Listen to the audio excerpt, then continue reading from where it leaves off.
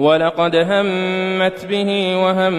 بها لولا أن رأى برهان ربه كذلك لنصرف عنه السوء والفحشاء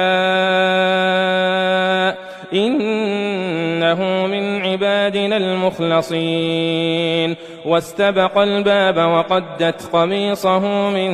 دبر وألف يا سيدها لدى الباب قالت ما جزاء من أراد بأهلك سوءا إلا أن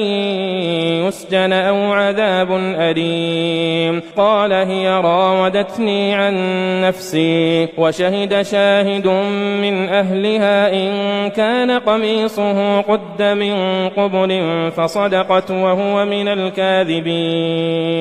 وإن كان قميصه قد من دبر فكذبت وهو من الصادقين